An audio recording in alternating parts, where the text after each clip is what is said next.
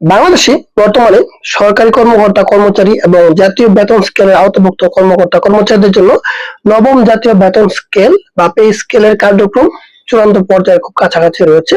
তো ভিউয়ার্স, এই নবম জাতীয় বেতন স্কেলে সর্বোচ্চ যে বেতন সেখানে 100% এবং হচ্ছে গিয়ে সর্বনিম্নদের জন্য 140% পর্যন্ত সুপারিশ করা হয়েছে। যে 2025 সালের জুলাই গঠিত পে কমিশন তারা 2026 সালের জানুয়ারিতে এই সর্বোচ্চ এবং সর্বনিম্ন বেতনের যে পার্সেন্টেজ সেটা সুপারিশ করে গিয়েছিল।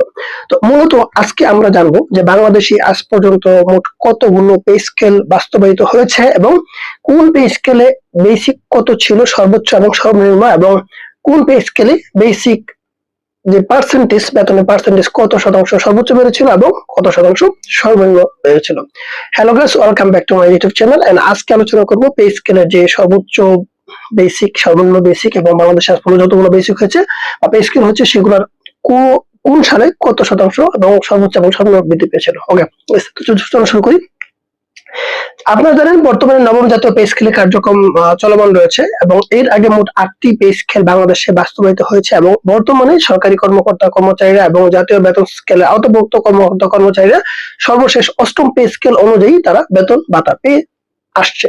ওকে, বাংলাদেশে আজ পর্যন্ত মোট 8টি পে স্কেল বাস্তবায়িত হয়েছে এবং সর্বপ্রথম স্বাধীন এবং সার্বভৌম বাংলাদেশে 1973 সালে প্রথম পে স্কেল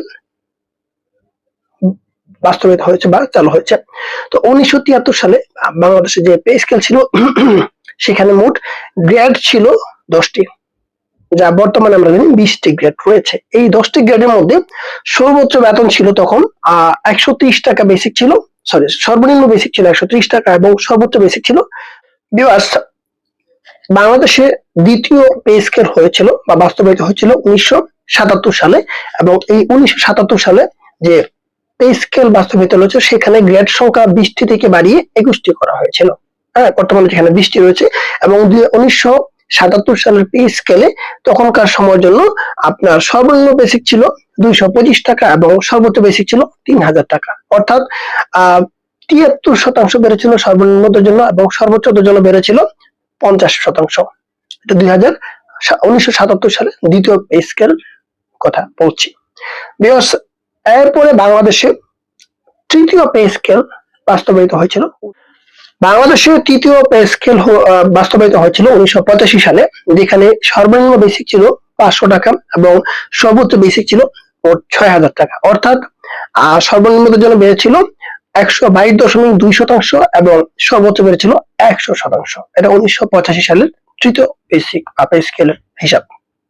এবং বাংলাদেশে চতুর্থ পে স্কেল বা ফোর্থ পে স্কেল বাস্তবায়িত হয়েছিল 1991 সালে, সেখানে সর্বোচ্চ বেসিক ছিল 10,000 টাকা এবং সর্বনিম্ন বেসিক ছিল 900 টাকা, অর্থাৎ সর্বনিম্নদের জন্য বেসিক বেড়েছিল 80% বা 80% এবং সর্বনিম্ন বেড়েছিল 67% বা 66%। এটা ছিল 1991 সালে চতুর্থ পে স্কেল হিসাব।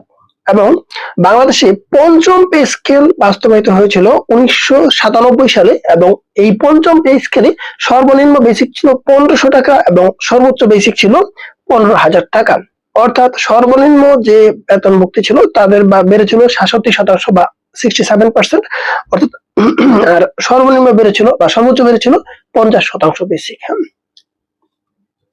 ভিউয়ার্স, এরপর বাংলাদেশে সপ্তম পে স্কেল হয় 2005 সালে এবং এই সপ্তম পে স্কেলে সর্বনিম্ন বেসিক চালু হয়েছিল 2400 টাকা এবং সর্বোচ্চ বেসিক হয়েছিল 23,000 টাকা, অর্থাৎ 60% বেড়েছিল সর্বনিম্নদের জন্য এবং হচ্ছে আপনার 53% বেড়েছিল সর্বোচ্চ বেতন ভাতা।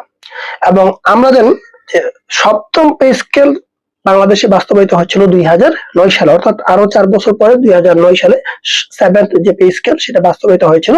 আর এই 2009 সালে পে স্কেলে সর্বনিম্ন বেসিক ছিল 4100 টাকা এবং সর্বোচ্চ বেসিক ছিল 40,000 টাকা। 4100 এবং 40,000, অর্থাৎ 70.83% বেড়েছিল সর্বনিম্নদের আর 73.41% বেড়েছিল সর্বোচ্চ বেসিক। এবং বর্তমানে বাংলাদেশে যে বেতন কাঠামো চালু রয়েছে, অর্থাৎ বাংলাদেশের জাতীয় বেতন স্কেলের আওতাভুক্ত সরকারি কর্মকর্তা কর্মচারী এবং অন্যান্য কর্মকর্তা কর্মচারী যারা বর্তমান 2026 সাল পর্যন্ত বেতন ভাতা পেয়ে আসছে, তারা মূলত অষ্টম জাতীয় বেসিক বা পে স্কেল অনুযায়ী বেতন ভাতা পাচ্ছে। আর এই বর্তমানে পে স্কেল আপনারা জানেন সর্বনিম্ন 8,250 টাকা এবং সর্বোচ্চ 78,000 টাকা। তো এরই প্রেক্ষাপটে বাংলাদেশে নবম জাতীয় পে স্কেল দীর্ঘ বছর পরে বাস্তবায়িত হওয়ার পথে রয়েছে। অর্থাৎ সর্বনিম্ন পে স্কেল যে অষ্টম পে স্কেল 2015 সালে হয়েছিল, আর বর্তমানে 2026 সাল, অর্থাৎ প্রায় 1 যুগ বা 12 বছর ধরে বাংলাদেশে কোনো নতুন পে স্কেল বাস্তবায়িত হয়নি এবং 2015 সাল অনুযায়ী সরকারি কর্মকর্তা কর্মচারীরা এই বেতন ভাতা পেয়ে আসছে। তো এই সরকারি কর্মকর্তা কর্মচারী এবং জাতীয় বেতন স্কেলের আওতাভুক্ত কর্মকর্তা কর্মচারীদের দীর্ঘ বছরের প্রত্যাশা যেন খুব দ্রুত একটি নবম জাতীয় পে স্কেল বাস্তবায়িত হয় প্রজ্ঞাপন আকারে। বর্তমান যে ইনফ্লেশন রেট, নিত্য প্রয়োজনীয় বাজার মূল্য, জীবনযাত্রার মান ইত্যাদি অনুযায়ী এগুলোর সাথে সামঞ্জস্যপূর্ণ একটা পে স্কেল যেন বর্তমান সরকার বাস্তবায়ন করে, ওনাদের কাছে সবার প্রত্যাশা। এবং এটা নিয়ে বর্তমান কার্যক্রম প্রায় শেষের দিকেই রয়েছে। কারণ হচ্ছে কি, এখন শুধু মন্ত্রিসভায় এটা উত্থাপন করা হবে, অর্থাৎ 10 সদস্য বিশিষ্ট যে সচিব কমিটি গঠন করা হয়েছে তারা পর্যালোচনা করছে যে আগে যে 22 সদস্য বা 23 সদস্য বিশিষ্ট এই কমিশন যেটা মানে সুপারিশ করে গিয়েছিল সরকারের কাছে সর্বনিম্ন বেতন অর্থাৎ 20তম গ্রেডের জন্য 20,000 টাকা এবং সর্বোচ্চ হচ্ছে 1,60,000 টাকা। এইটা তারা আবার পর্যালোচনা করছে যে আসলে এত টাকা দেওয়া সম্ভব কিনা বা দেশের অর্থনৈতিক যে বর্তমান পরিস্থিতি সেটা দেশের সাথে সামঞ্জস্যপূর্ণ কিনা, এই সমস্ত বিষয়গুলো, অর্থাৎ আরো কোনো ভাতা কমবে না বাড়বে বা এগুলো অ্যানালাইসিস করে তারা চূড়ান্ত সুপারিশ হচ্ছে মন্ত্রিসভায় উত্থাপন করবে। মন্ত্রিসভায় সেটা পাশ হলে সেটা মাননীয় প্রধানমন্ত্রীর কাছে যাবে এবং তারপর হচ্ছে আইন মন্ত্রণালয়ের যে পেটিং ইত্যাদি বাকি রয়েছে এগুলো হচ্ছে হয়ে গেলে খুব দ্রুত হচ্ছে সেটা প্রজ্ঞাপন আকারে জারি হবে। এর আগে গত 11 জুন মাননীয় অর্থ পরিকল্পনা মন্ত্রী আমির খসরু মাহমুদ চৌধুরী জাতীয় বাজেট ঘোষণা করেছেন যে স্কেলে গেজেট যখনই হোক সেটা কার্যকর হবে 2026 সালের জুলাই থেকে, অর্থাৎ এই বছর জুলাই থেকে কার্যকর হবে। আর আশা করি খুব শীঘ্রই এটা নিয়ে বাস্তবায়ন হবে। তো সুতরাং সরকার হয়তো আর 1-2 মাস বা কেউ বলছে, বিভিন্ন মিডিয়া বলছে যে অক্টোবর হয়তো বা গেজেট হতে পারে। দেখা যাক কি হয়। দেশের বর্তমান সরকার এবং পরিস্থিতি মিলিয়েই, সার্বিক পরিস্থিতি মিলিয়ে এটা অপেক্ষা করছে। যেহেতু দীর্ঘ বছর অপেক্ষা করছে সরকারি চাকরিজীবীরা, আশা করি খুব শীঘ্রই তাদের প্রত্যাশা করি। বর্তমান অর্থনৈতিক পরিস্থিতি, দেশের যে পরিস্থিতি অর্থাৎ বাজার ব্যবস্থা, ইনফ্লেশন রেট বা ইত্যাদি জীবনযাত্রার মান অনুযায়ী একটা মানসম্পন্ন একটা পে স্কেল বাস্তবায়িত হোক সবার জন্য। শুভকামনা রইল। ভালো থাকবেন। আল্লাহ হাফেজ। আসসালামু আলাইকুম।